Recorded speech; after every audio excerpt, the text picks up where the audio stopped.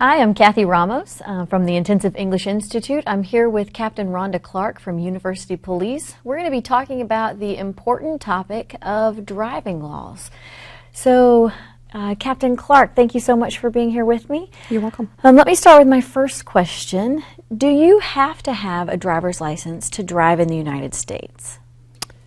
Yes, you have to have some type of license or permit issued by the Bureau of Motor Vehicles. Okay.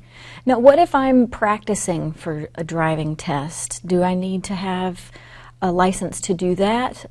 Is there a place for me to practice if I'm trying to get my license? Usually, when people practice, it's in an open area. Generally, they'll have permission from landowners or business owners to do that. They have to have some kind of permit to be able to do that, though, and they need to have a licensed driver, 18 or older, in the vehicle with them when they're practicing, unless they're on private property. Okay. And can you talk to me about international driver's license, or what if a student has a driver's license from their home country? Is that valid here at all? There are some that transfer, and they still have to take a test, but they don't have to go through the driving test and everything all over again. So the best advice I could give would be to go to the Bureau of Motor Vehicles website or call and make arrangements and find out exactly what it is they need to do to transfer that license. Okay.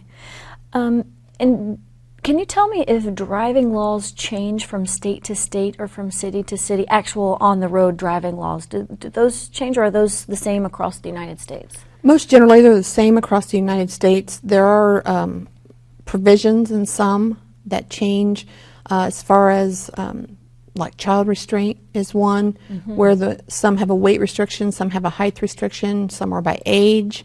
So whatever state you're going to be in, you want to know that.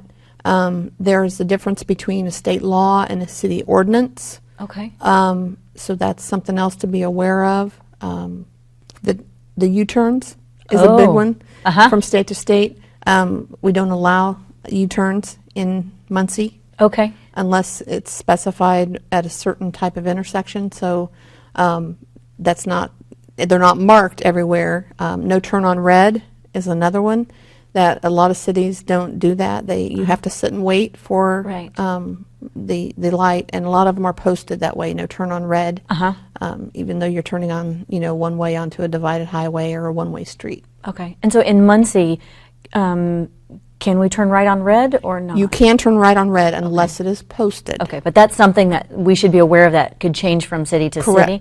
Correct. Okay, and you mentioned U-turns. Is that a city ordinance in Muncie, or is that a state law in Indiana? That's a city ordinance in Muncie. Okay, yes. Well, thank you. That's very important to know.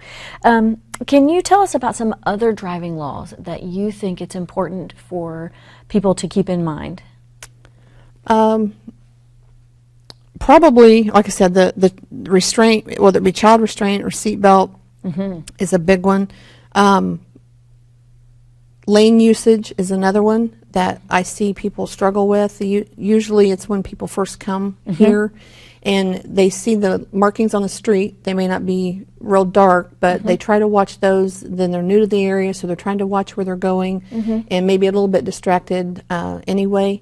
So it's kind of hard for them to determine, is this one left turn only? Some will be straight ahead left turn, some will be straight ahead right turn. So it's real hard for them to get that until they've driven it a few times. Okay. So that would be, you're talking about the marks that are on the street, or sometimes they're in signs? Sometimes they're on signs, but generally they paint them on the roadway as well. But in winter driving, it's hard to see those. That's why they're also posted at the intersections. Okay.